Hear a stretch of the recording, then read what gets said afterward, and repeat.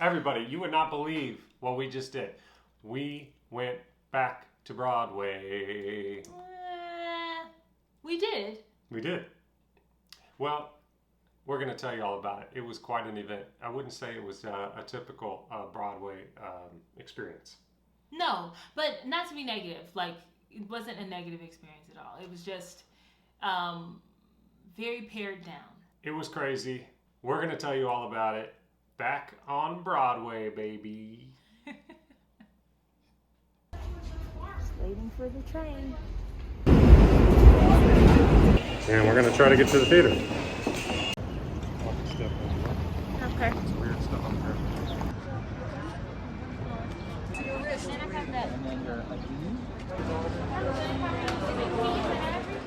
Cheers. Cheers. Back on Broadway. This past Saturday, we went to the NY Pops Up event, which is basically like a festival. They say it's like a festival geared to help the morale of New York. Yes, of New York City. Yeah. Because, you know, to be in one of these heavily populated cities is tough on its own, but add a pandemic to that and, you know. Brutal. Yeah, so anyway, we went to one of the New York Pops Up or NY Pops Up events, and on our way there, we did think that it was like a Broadway thing, and yeah, I thought it was going to be I thought it was like sponsored by Broadway, the Broadway League, like the Broadway League, like this is a Broadway show. So I was a little, I guess I just didn't understand New York Pops Up, but now I know what New York Pops Up is. But before I thought it was a Broadway sponsored event, which it wasn't. No, it wasn't. It was, but it was at a Broadway theater. Yeah. So I don't know if you all have been following the NY Pops Up schedule or calendar, but for the past few months, this festival series has been popping up in all different parts of New York. The Bronx, downtown, the Village, Brooklyn, just all around New York and its boroughs. And it is a way for musicians and artists to perform for the public. They don't announce it beforehand. It's just very spontaneous in that way. Yeah. So we got invited to go, so we wanted to go for the first time. Broadway's coming back. We get this question all the time. Number one question we get, when is Broadway coming back? When is Broadway coming back? When are you performing again? We don't know. Yeah. So this was like a first step. You know, we heard this happened with Nathan Lane last time, at least I heard about. Nathan Lane, Savion Glover were at the last NY Pops Up, and that's kind of why we thought it was a Broadway thing. It wasn't really on our radar, so I got an email from Disney asking if I wanted to go, and I said yes. And so we submitted a request for 2 tickets, and then we had to keep everything super hush-hush. And then we had to do all of the things they were asking for us to do just so that we could get in the door. And so we should talk about this because people ask us, is Broadway coming back? Is Broadway coming back? When's it coming back? Yeah. Well, this is like a look into what that's going to be like when it comes back. And is it possible? What's going to happen? We want to give you the scoop. So first off, the first thing we had to do was get tested. Yeah, we had to go get a COVID test, and I've gotten a COVID test before, but this is Austin's first time getting a COVID test. Yeah, pain in the butt. Okay, let me tell you. Yours was easy. You didn't have any pain. Not talking about the test itself, the whole thing. So if Broadway's coming back, everybody's going to have a vaccination or get tested, we assume, right? Because you can't have the people together. So you've got to get tested. Well, the problem we ran into is, which I'm sure a lot of you have as well, are you going to get tested somewhere close by? For us, on where we live in Brooklyn, there are lots of places to get tested, but you're going to have to fork out the big bills. Okay, it was like $100 and some just to get a test so that we could go to this event. I said, I'm not paying $100 something. Then we got to take the taxi to get. That's too much. So then we saw that New York State has free COVID tests. So we said, we'll do that. Well, one problem, that's an hour drive via Uber to the closest testing site to where we're at. So then we had to pay the $60 for the Uber to get there, the free test, but then $60 back. This is just not a good option. Yeah, this is not in sustainable. New York, it's not the easiest to get on-demand type of test. And when I say on-demand, I mean that you are required to get a test, but you aren't showing any symptoms or any real immediate reason why you need a test, except that maybe your job or an event you're going to is requiring that you get a test. So when that happens, you really have to venture out, if you live where we live, to get a test that is free. I know it's not that case in every state or everywhere you are, but if you are looking to hopefully attend a Broadway show in the future, you most likely will have to get a test within a certain time frame that that guarantees that you're safe and to be around other people. For this event, we had to do 72 hours. So from 72 hours before the event, we had to have a test or be fully vaccinated, which is 14 days after your last vaccination. Yeah. So for us, we're not fully vaccinated yet, even though we've had our first vaccine. So we had to get a test. So we drove out, we paid the money, got the Uber, we went out there to get our test. It was my first time, and we got the PCR test, the up the nose nasal swab test. Mm-hmm. I thought it was no big deal, y'all. I mean, like some people have different experiences. Maybe I had a good nurse. I rocked my head back. She put the thing up, and I was like, and she's like, "We're done." And I was like, "Oh, cool." That was the big ta-da. However, I know you had a different experience. Well, I got tested about a month ago for a hand modeling gig, and that was fine. It was uneventful, and I thought, oh, that's not so bad. So I was expecting that this time. And my practitioner, she was so kind, and we were like talking and chatting about her nails and family and stuff. And then she stuck that swab up my nose, and I thought that my brain was going to come out. Like, it was awful. And then it was over. It kind of was the sensation of if you breathe in water when you're swimming or something like that, it felt like that kind of headache pain. But it went away. But then 5 minutes later, when we were waiting for our lift back home, I got a huge headache. And I'm not someone that gets headaches, and when I do, they're usually mild. This, I couldn't listen to Austin speak. I was trying to talk to her, and she was like... No, I couldn't listen to outside noise. Like, it was really, really painful. But then it subsided after a couple hours. But still, I was like, oh man, that makes me a little fearful of getting another test. But I think that's just where we are. But I don't want to like dwell too much on this. No. So I'm just documenting the whole experience for everybody, so they kind of get a gist. So we got the test on Thursday. Thursday. We got the test on Thursday, and the event was on Saturday. So Wednesday, we got the email that we got a ticket, and so we booked our COVID-19 PCR test appointments. Went to the appointment, and we are on this New York State filing system called MyChart, which really helps you whenever you get tests, you can get your results emailed to you or uploaded to your MyChart profile. Yeah. So it said it'd be 24 hours, but we got our test results within 3 hours. Within 3 hours, we got the test negative, because you also included in the test for free is a flu test, influenza and all that. So we were negative on everything, so we were like, yay, feeling good.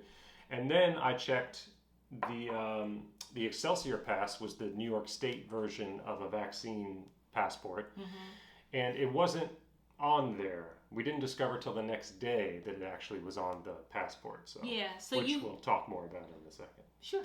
Yeah. So we got our test. We're feeling good. Now it's the day of the event, and we have mapped out how we're going to get there. So we hadn't been on the train in a very long time. I rode the train one stop about 3 months ago for a hand modeling gig. Like, the actual gig needed to be filmed on a train, and that was the first time I had been on a train in almost a year. So this was my second time getting on a train since March 12th of 2020, and Austin's first time on the train. The last time I was on the train was way too long into the pandemic. Well, it was like end of March. A few days. And everything else had shut down except for these come from away rehearsals that I was doing, and they didn't want to cancel yet. So that took way too long. So I was taking the train when it was like starting to become an apocalypse. Yeah. And I was like, what am I doing on this train? So it was a very long time since we've been on the train. We get to the station. It's a little bit, it's not as deserted. It's not as popular Not as popular as it would have been a year ago on a Saturday. And we were actually leaving about the time that I would have left or you would have left for a matinee on a Saturday. We gave ourselves plenty of times. We had to be there for the show 45 minutes before the show. So what they were doing is they're having time slots. You need to arrive at this time. You need to arrive at 2 or 1 o'clock. This group arrives at 1:15. This group arrives at 1:30, so they can space out the audience. Yeah. Our slot was 1:15, so we left at noon. We were going to get there way early, so we were thinking we'll leave at noon. You know, we have plenty of time to get there. Well, in nope. MTA fashion, Saturday fashion, pandemic fashion, we were expecting the train to come every 10 minutes, like it said online, but it wasn't. And so we waited about 24 minutes for a train to take us into Manhattan. And when it arrived, it was packed. Packed. Sardines in a can, packed.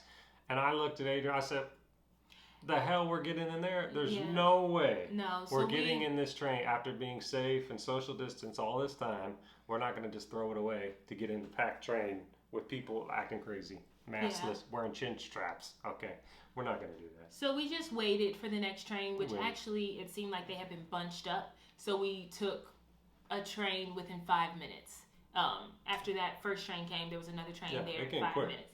And then we got on. We got on. We had our masks on, and it's just like any other day in New York. Some people want to wear masks, and some people don't. But for the most part, people are wearing masks.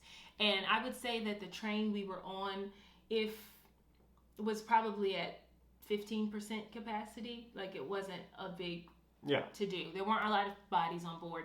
What was interesting though is when we pulled into 42nd Street Station, how desolate it was. On a typical Saturday a year ago or 13 months ago, a Saturday in Times Square is very challenging. The train is packed. Just getting off the train is difficult because there's so many people on the platform. 42nd Street was absolutely desolate. There were maybe 3 people on the platform. And we're talking about on the platform, obviously. We had a different experience when we actually got to Times Square up on street level, but we'll tell you about that in a second. Yeah. So we got to, and so we passed 42nd Street because actually the station we needed to go to for this event, which was at the Broadway Theatre, was 57th Street Station.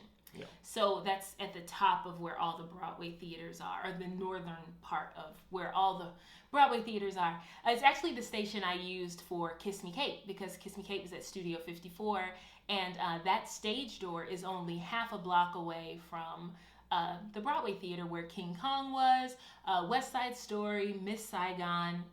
That's where we were. It's the big theater, so it's right next a monster. To Stephen Colbert. It's really big. I want to say it seats like almost 3,000 people. It seats a lot. Really? You think that many? I don't know. We'll look it up, but I'm sure it's in the 2,700 range. I don't really know, but that's my guess. The thing is huge. Yeah. So when we got there, we were just taking in the sights and trying to absorb what it was like to be on Broadway again, and just walking up, seeing all of these businesses closed, the insides empty of like and they different had quite bakeries a bit of construction and too. A lot of construction. I mean, it just kind of it didn't feel the same. It didn't feel bustling and spirited like it usually does. No. But it was exciting all the same just to know that we were going to see a live performance, and we didn't know who the performers or performer was going to be, and so we were just excited. We didn't know who we would see, who we would bump into. Yeah. And so as we approached the theater, there was a small line, not really that long, and everyone was 6 feet apart from each other. There were these stickers on the ground, and there was a tent. I wasn't quite sure what the tent was for. They had tents, which you're seeing now, but they had tents where security was. I'm assuming it's some sort of holding in case someone has a temperature where they have checked them to let them cool down out of the sun. Or maybe even a waiting area because there was a wait list if people didn't show up. Yeah. And there's all sorts of reasons why people may not show up, right? Maybe they got a positive test, or maybe something came up, or they were almost late or something. So there was maybe that was a holding area. I don't know. Yeah. But we lined up, and there was a lot of media activity. Like there were quite a few cameras documenting this moment. So You may see some of that. I don't know if it's out there. Yeah, it felt historic. The air was just very excited, a lot of energy because, with just the feeling of going to a Broadway theater again, which hasn't happened in so long. Yeah. There's a lot of excitement in the air. We saw a lot of the Broadway kind of celebrities. We recognized a lot of actors' faces, some Tony noms and award winners. So that was kind of cool, even though they had the mask. So it's kind of always to figure out, is that who I think it is? Yeah, I think that is. Yeah. So that was fun. But then getting through, so we want to give you the logistics of getting into a Broadway theater, what this is like. They have you spaced out 6 feet apart. They have people coming up to you in their PPE gear saying, basically, did you fill out your questionnaire? Do you have your vaccine information? Do you have your testing information if you don't have if you're not fully vaccinated? Do you have a ticket? And your ID. Are you sitting in the orchestra or the mezzanine? It was a lot, and the ID. Yeah, it was a lot of stuff you had to have. State issued ID, because they had to match that against your PCR test. Yes. And the questionnaire and everything. So I actually appreciated that, because that was kind of our experience when we got our vaccine, that when we signed up for everything and everything was cleared, and every moment that we had a checkpoint, we were asked again, what's your date of birth, or what's your address? Just a lot of verification points to make sure that there was no fraud, and that if you were half vaccinated or fully vaccinated that day, that they knew it was you and they could document that in a system. Yeah. So then when we get up close, they again, after getting all of that, they still take your temperature. So you're going to get your temperature checked on the wrist time. Which I'd never seen that before, but it makes sense because the sun hits your forehead. It probably has false readings or something. I don't know. But they did your wrist. Yeah. So that was new for us. Then we got up to the ticket place. This is a lot of stuff, folks. It's a lot. And it's going to be a lot when we come back to Broadway, but we'll talk about that. Too. Yeah. But then he gets the ticket, and then he didn't recognize the Excelsior Pass, which when we got the ticket information, they said that is an accepted form of COVID test, this New York Excelsior Pass system. He didn't even know, so I guess he hadn't been trained, this particular person. So then I had to say something, then we got it, and then it was no big deal. Then we got through there. Yeah, when we got into the theater, through security was next. Yeah. So we had to go through security as always, and then we got in, which felt very commonplace. But I think what was different for me is many times when I've gone to see Broadway shows, there's this feeling of urgency from the front of house, from security, from the ushers, clicking in your tickets and ushering you in, and it's a lot of like herding and getting people in, and a lot of shouting, open your bags, get your tickets out, and that wasn't happening. Actually, it felt like everyone was just excited that people were there and that this event was happening, and there were a lot of, I felt like smiles. I could only see people's eyes, but I felt like there was a lot of joy and patience and calmness that I don't often see when I get into the line for a Broadway show. Yeah. Usually when I get in line for a Broadway show, or when I've seen folks lined up, there's a lot of, it's almost like waiting in the queue for airline boarding, where there's just like anxiety and pushing, and that wasn't happening at all. Everyone knew that it wasn't going to be crowded at all, and that we weren't in a hurry because everyone had to get there so early. Yeah. We were just going to sit there. So it was just kind of it was more easy. It was really chill. And it was a pretty weather day for the most part. It was a really pretty weather day, and it was just lovely to be outside and be in Manhattan. And so I don't want us to dwell too much on the stuff, but yeah. So then we go into the theater. You went to the restrooms were socially distanced. I went to the restroom because they said that there would be no getting up during the show. Yeah. And so I was like, well, I don't know what the show is. I don't know how long the show is. I'm going to run to the restroom. I went downstairs to the restroom, and it was already taped off. A few of the sinks were taped off. Quite a few of the stalls were taped off. And I feel like we're going to see a lot of that when we start seeing shows again, hopefully, God willing, in the fall or early winter. So everything was taped off, and I thought, okay, and so I left the restroom, went back up, met Austin, and we went into the theater. Yeah, we took our seats, and the usher escorts you specifically to your seat, which they've always sort of done, but this time before you could even go down the row, they give another speech. Mm-hmm. So a lot of speeches, a lot of telling you what to do and what you can't do. But he basically gave a speech saying, once you sit, don't move, don't mingle. Once the show is over, stay seated until we tell you to get out of your row when the show is over. So it was very much like, leave your mask on the entire time. Don't even think about taking it off. You know, like all of this, a big speech about safety. It was very matter of fact, but he was still very calm. No, he was very nice. But and you'll see the whole theater was taped off.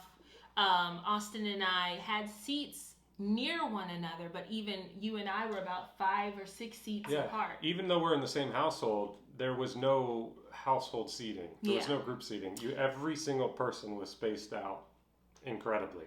So we were probably 8 feet apart, and then the two rows in front of us were all taped off. And 2 rows behind. Yeah, and 2 rows behind. So there was. Yeah. I did a head count while I was sitting there to kill the time, and I counted when the show started, and the whole orchestra.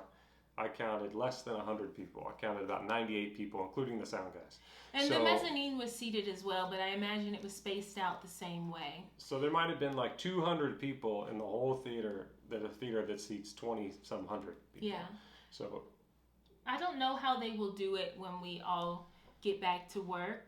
I do know that the overhead for all these shows is pretty intense. So it's definitely designed for sold out houses, and it's designed. If you want to make any money, you need butts and seats. So I'm not quite sure how it will work unless the majority of the population is vaccinated, or that there are some assurances that everyone in the theater is negative, or they start putting some plexiglass between parties. I don't know. So we're going to have to think, and I'm sure they're doing this, but we're not hearing a lot about it, is creative solutions to this problem, because what we experienced just for going to this show is not sustainable. No. There's no money to be made based on and Broadway needs to make money. Mm-hmm. And it's not going to happen the way we experienced it. Another fact is we got free tickets, but we're going to have to start paying, when Broadway comes back, you're going to have to pay for your ticket. That's a premium price of $200, let's say. Mm-hmm. And then in addition to that, the taxi or the Uber ride to get the test. Then there's the price of the testing if it's not free for you. Mm-hmm. And after a while, you've easily racked up $500 just to see a show. And then in addition to that, is it safe? Are you going to be spaced out? What is your experience going to be? Are you not going to be able to have any concessions? Is it not going to be like fun like it used to? There's just a lot of drawbacks to Broadway coming back that we have to solve creatively. And we haven't heard any discussion about that. Like you just brought up plexiglass. Is it something where we can have all of the ushers before the show put the plexiglass in place for the audience, on the sides? But that's what they're doing at sporting events. Yeah. That's what they're doing with the Kansas City Chiefs, or not the Chiefs, with the Royals. I haven't seen that. Well, Willie was talking about it. Oh, yeah. But I honestly think the answer is the vaccine, but that's my take on it. I know that but not everyone is going to get vaccinated or feels comfortable getting vaccinated. Yeah. And some people can't get vaccinated because of their own health. That's true. Vaccines aren't safe for everybody. Some people have reactions. That's true. So we just have to figure out, how we're going to do this. I mean, Broadway is a tricky industry. Unlike movie theaters, for instance, we get the comparison to movie theaters. Yeah. Movie theaters can make money spaced out. It's possible. They only have to be at like a 30% or maybe less than a 30% house to make money. It might be less than that. I think I read 24. Anyway. But Broadway houses is something like 70, 80% of the seats need to get sold, to make money. And that's just not possible in these old theaters where... Australia is back. And the West End has dates, and the Lion King International Tour already starting to sell dates. Yeah. So we're hopeful. We just also, it's not that we're not hopeful. We definitely are, but we also want to be realistic, because basically this whole year for us, who are performers on Broadway, it has been kind of roping us along. It's been like we're closed for 2 weeks. We're closed for a month. We're closed for 2 months. 3 months. You know what I mean? And there's yet to be realistic. Look, this is what we're thinking. It's not going to happen, right? Yeah. We need this to happen. We're not getting that kind of communication. So it was important to me to be honest in what happened in our experience, and kind of honest on our thoughts about it was a lot of red tape. Is this sustainable? Can we make this happen? So we need more communication about how we're going to bring Broadway back. But I think one of the concerns too was, will there be an audience? And I think the answer to that is yeah. Because when we walked through Times Square after the show, which we do want to talk about the show, but right now we're just talking about logistics and can Broadway come back, is that after the show, Times Square was a bustling. It was almost as packed as it usually is during spring break in New York. It was crazy. And we were really surprised. We walked past, the Today Ticks, or not Today Ticks, the TKTS steps, those iconic red steps. Yeah. The steps weren't filled with people, but it was interesting to see all those booths just closed. Yeah. We're so used to seeing lines of people hoping to get to see Wicked or West Side Story or whatever show they were dreaming to see when they came to New York. Those booths were just shut. And walking down Times Square and seeing the familiar, what do you call the people who dress up and the street performers, I guess? I don't know. They, the Statue of Liberty and the cowboy and Mickey and Minnie and all that stuff. Yeah. And then we walked up to the Minskoff where the Lion King is, and it was boarded off. You couldn't walk through the breezeway, and it was just kind of sad to see it there like that. Definitely sad.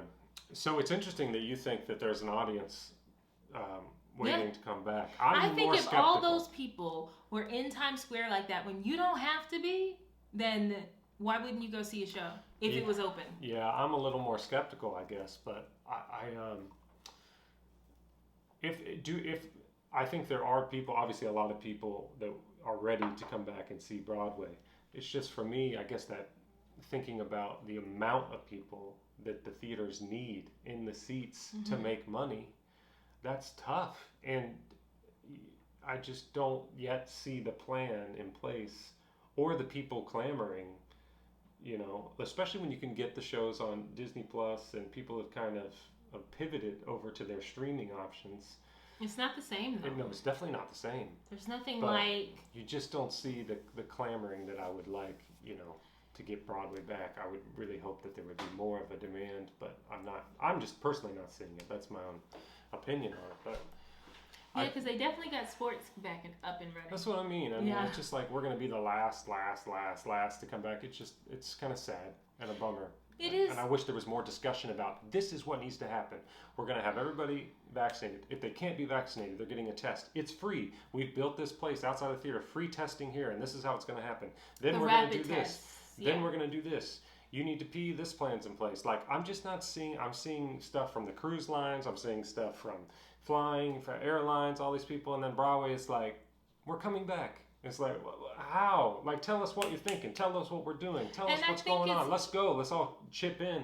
I'm ready to put on my stuff, go to the theater, and help install whatever we need to install. I think it's important to note, too, that the reason why we're talking about Broadway specifically is that I do think that theaters with a lower capacity will be able to come back, but I think it's important to note, like, that Broadway theaters at least seat 1,000 people, and then that's where the issue comes into play. 1,000 plus people all together, and the only way to make money is if most of those seats are filled, is a great recipe for a pandemic to spread.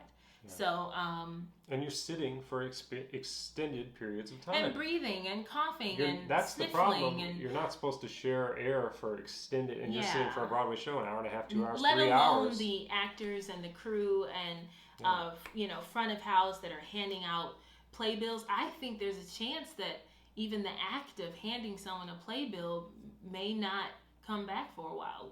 You might download your playbill, which is heartbreaking because I've signed so many playbills at the stage door. Yeah. It's like it's your souvenir, it's your free souvenir for having gone to a show. People collect playbills.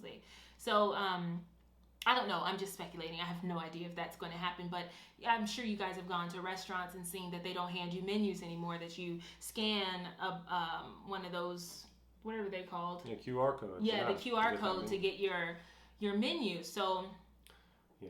Well, we want to hear what you guys have to say because we're just talking. We're just giving our opinions. I mean, and we differ on even what we think. Yeah. The two of us. So we want to hear what you have to say about it. Please tell us in the comments. We want to hear what you think about, is Broadway coming back? What do you think the protocol should be? Yeah. Maybe you have the magical answer that everyone's just waiting for. But now that we've talked about all the logistics and what it was like to actually get there, now for the main event. So we're sitting in our seats, and what's really cool is that they were playing like music. You know, they were playing music, which doesn't happen. I mean, there are some shows that are immersive. You don't think there's pre-show music? There's always pre-show music. No. My memory is lots of people talking. Well, that's true. It's usually it's so pre-show loud. chatter And ushers telling people where to go, and kids crying, and people eating and drinks, and but there was music, and they were playing like really fun music, and they even played Heather Headley's "He Is," which I haven't heard in like a while. I won't say how long, but that was cool, and it was fun. And they had a whole sound experience happening right behind us, where they were the kind of what you would see in a tech week. I think that they had a table set up in a booth. Soundboard set up. Yeah, but that wouldn't be right where seats are. They would sell seats there. No, that was a typical sound setup. It was? Mm-hmm. Oh. Yeah. Well, I don't know about that. That's my world. That's not her world. She's backstage. So we waited, and the show got started at about 2:10. I think they had some technical difficulties with streaming on IG or something. You could hear them talking back and forth, getting something together. Yeah, it started late. It started late, but then out walked Amber Iman. Yeah, it was Amber Iman, and I was sitting far enough back when my contacts were a little messed up. So I was trying to figure out who it was, and I said, "Who's that?" It took me about 15 seconds, and I said, That's Amber Iman. Yeah. She's about to slay. Yeah, I mean... Amber can sing, y'all. I don't know if you've heard Amber sing, but Amber can sing. Amber has a beautiful voice, and so good. She knows her instrument, which I'm always inspired by singers who know their voice, because when you know your voice, you can do anything. Yeah, she knows her voice. She knows her voice. She knows what sounds good. Mm-hmm. She knows what she does well, and... It was just a great performance. And on top of her singing just being amazing and the program being really fun, mainstream music.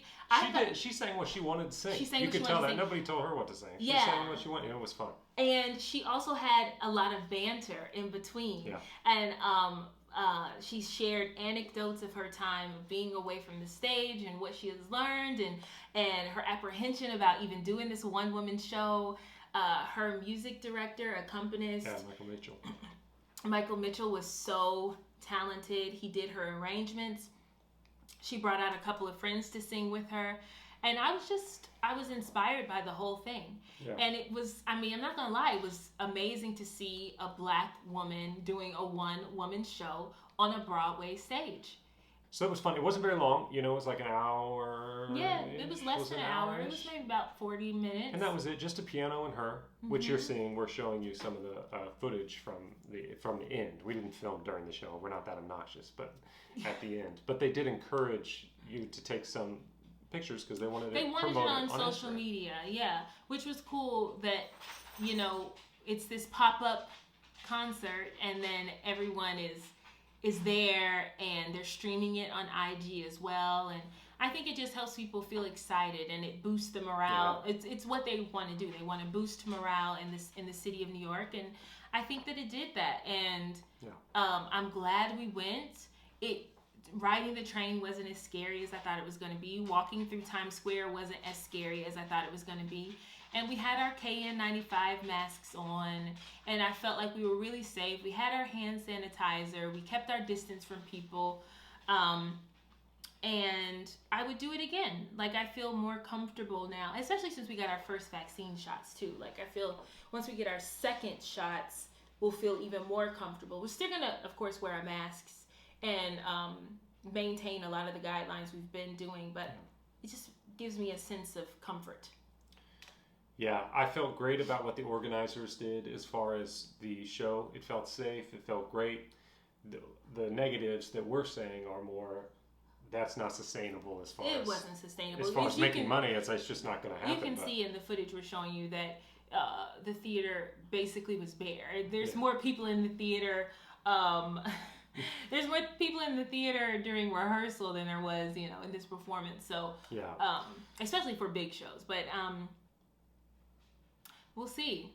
I'm still very optimistic and hopeful that things will return to some normalcy. It just may take longer than we are ready to accept or even realize.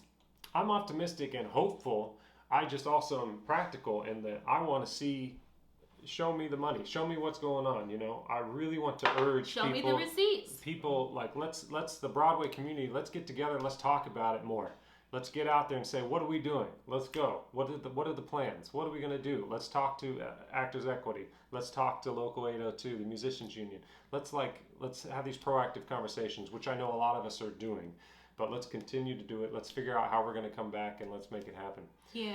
And so when the show ended, we stayed in our seats. Everyone did, as they were instructed.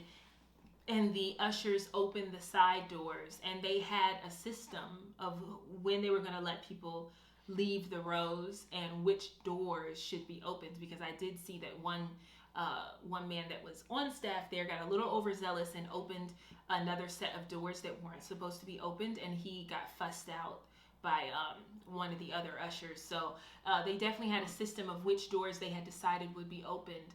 And I'm sure that took a lot of programming and planning and before we got there for them to figure out, well, what systems are we going to do, what's going to work, and who's in charge of that, and who's going to see that through. Yeah. So I appreciate all the work they put into it. And you could tell they put a lot of work into it, and it was very safe. We had a great experience, so kudos to NY Pops Up. Yeah, and I felt like if anyone was not following the rules, which I know it was hard because there were quite a few actors in the room that wanted to greet each other and say hello and take photos and stuff. When the ushers did see that happening, they kind of nipped it, which I think is important, And that's on us, the community, to follow the rules just like everybody else. We all got to do it together. I know it sucks, but if we all do it, we'll get through this thing. Let's go. Yeah. So yeah, that was basically our experience. That was our experience, and if we get a chance to do something else like this, we'll share it with you all. And thanks for watching. I know this was like, what are they talking about? But, it's Broadway Banter. So it's Broadway Banter. We're talking about Broadway coming back. We're hopeful. Hopefully we make another episode soon where we're saying we're coming back and this is what we're doing. Yeah. So we're excited for that. Thank you for watching. We hope you're subscribed and hit that like button. Yeah, hit that like button. And please leave us your comments. Leave us your comments. And also, if there's something you want us to chat about or cover, let us know. We usually are live chatting with you all during these episodes. So thanks for doing the live chat. We love our live chat, people. We love to talk to you. It's fun. Yeah. And that's it. That's it. That's the Broadway Banter. See you later.